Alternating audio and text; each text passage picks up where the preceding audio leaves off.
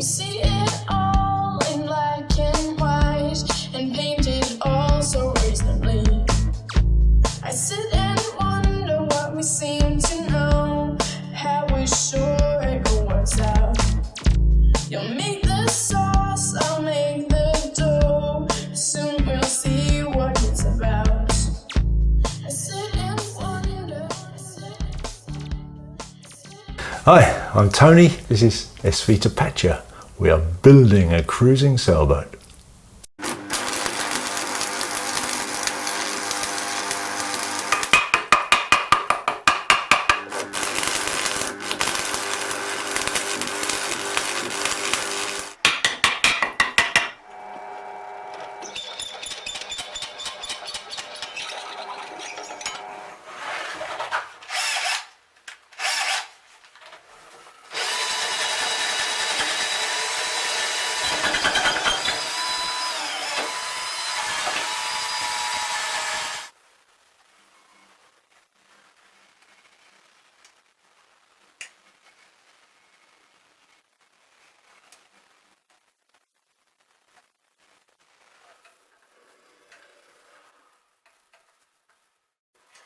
Only goes in one place, so that's going to be pretty simple.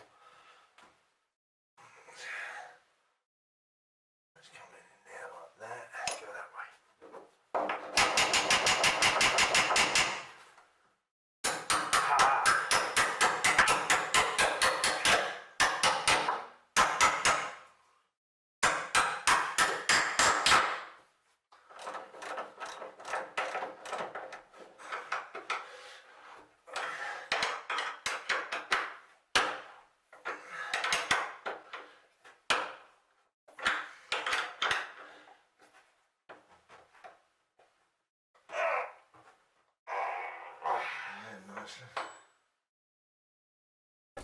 Still working on that diesel tank installation, and it's become quite involved and interesting actually.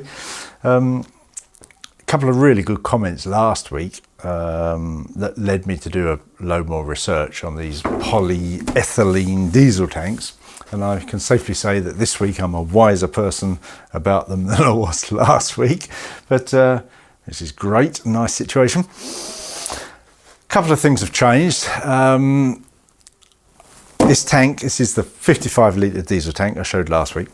It's going to be fitted, basically speaking, in the lazarette, just protruding very slightly into the engine room, although completely boxed in plywood. So what you see laid around here is in fact the plywood box under construction, all glassed and epoxied on one side. I've still got to, I will do both sides, the other side's still to do. Diesel tank sat there in position. Quite a few design considerations involved in this, because this is going in the lazarette. The lazarette's relatively small, as you probably know. Things that are most important about this design is that I still have access to all of the inside of the hull in the lazarette. Also, should I need to, I can remove the diesel tank and the box. So that's been interesting making that possible, but it's going to work. What I've done so far is I've put in some wood beams, some wood structure that the box will sit on, that will support the box. That's fixed in, that's fine. Glued in, permanent. The box itself will be screwed to that, so it can be removed if need be. But I've also, as I say, designed it so I can reach around, get underneath it, water can drain, I can access everything as well. I think that's very important. Then, as I say, this diesel tank, polyethylene, will be completely boxed in, completely enclosed in, which should give it a bit of extra fire protection. They are, of course, CE approved, which means that they've passed testing for a certain amount of fire resistance. A few minutes, I believe. But anyhow, the box should give even more fire protection. Now, something I learned about these tanks this week is that it's very, very important, I think, actually. The first time that you fill these with fuel, all polyethylene tanks, the first time you fill them with fuel, at some stage, I don't know the time scale involved, they expand a bit. So any fixings that you use to fix them down need to allow for that expansion. Apparently they just expand once in their lifetime, the first time they come in contact with fuel. But any fixings that you do need to allow for that. So I did quite a lot of research on fixing these things down. And what I found from the Jeanneau, the French yacht builder, their website. They're using similar tanks in some applications, and they're fixing them down with webbing straps, the ones with the sort of clip thing on. So that's what I will be doing. I'll be fixing webbing straps inside this box to strap down that tank, which will just be 2 straps across there, will allow for any expansion, whilst still fixing it solidly. As I say, also means that I'll be able to unscrew the lid of the box, I'll be able to release the straps, get the tank out if need be, and then be able to disassemble the box if need be for access in the hull.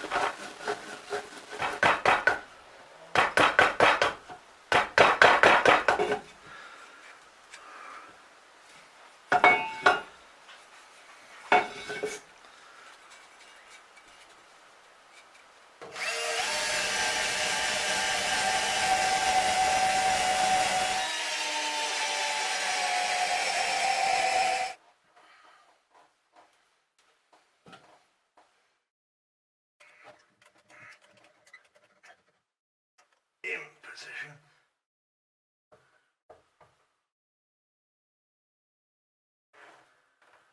She's about there.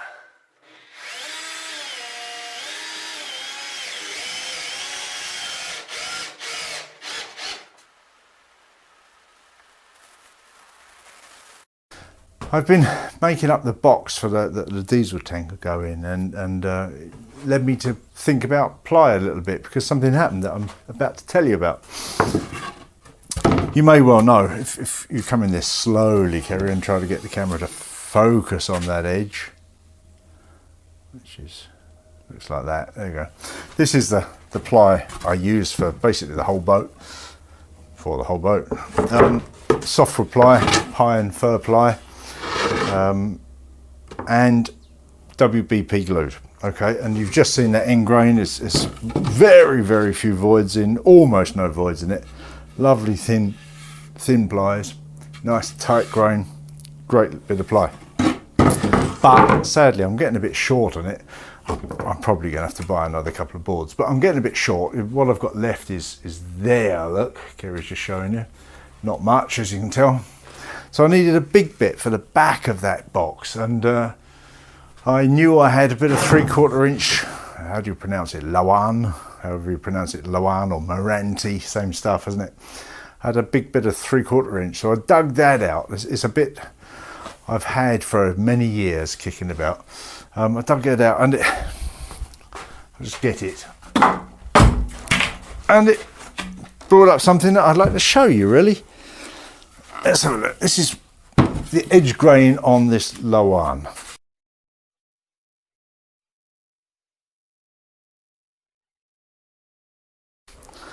First thing you'll notice, look down there at my finger, void, void, void. I don't know what's going on up there. Void, void. Also really big plies, really big plies. And even worse, if I turn it around and show you this side where I cut through it, So look at this. What is that? It's just a load of air in it there. Voids. Something strange. Look at the way the pliers are pressed together up there, plus a void in there. It's horrendous. But both this Meranti Loan, that softwood fir ply, come from the same professional lumberyard. So it's both WBP glued, both from professional lumberyard. It's food for thought, isn't it? In my opinion, that is not fit for being anywhere near a boat.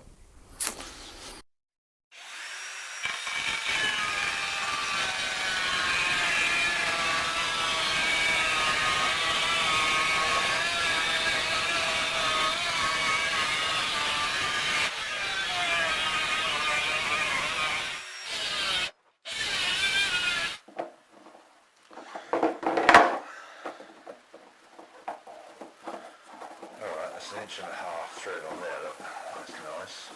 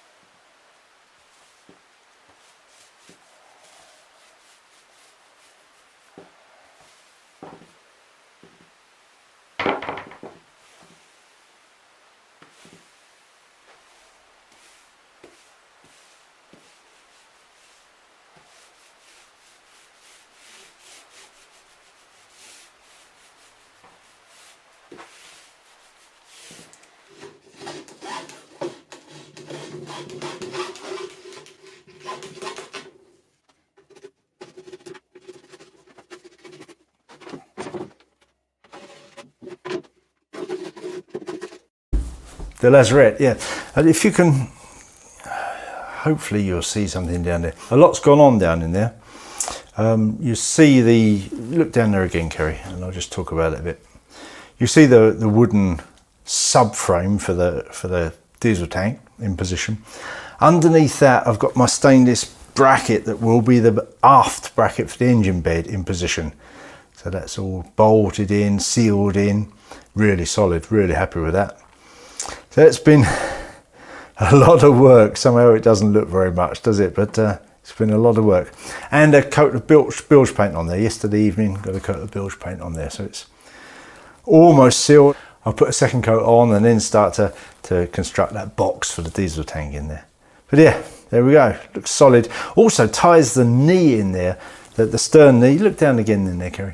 Ties that stern knee that you can see there into the bulkhead here. So actually, I think it's an improvement in the strength of the boat. She looks rock solid, really.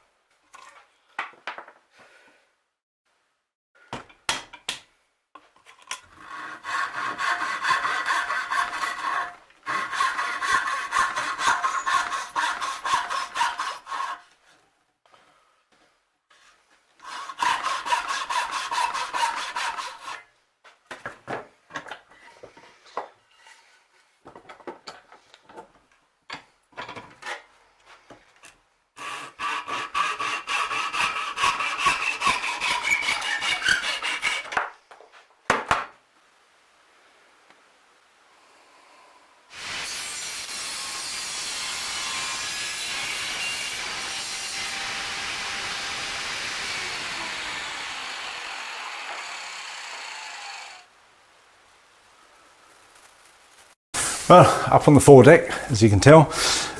Just did the other side. Last week, you remember I shaped up the bulwark cap. I've got the other side shaped up now.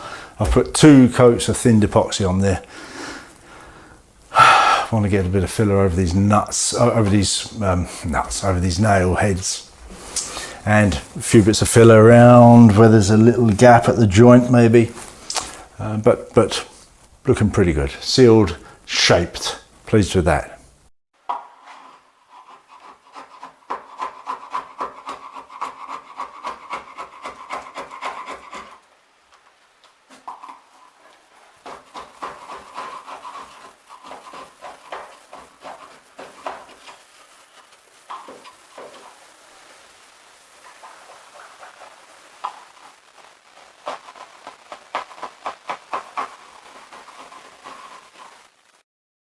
Well, thanks for watching. Give us the old thumbs up. Please hit that subscribe button. Help us get out to a wider audience. That would be lovely. If you like what we do, we've got a Patreon thing going on. Various tiers of support from starting as little as $1 a month. And thank you for watching one more time. See you next time. Bye. And on the day she was kissed by the sun, head thrown back, taking it in, a new day has begun.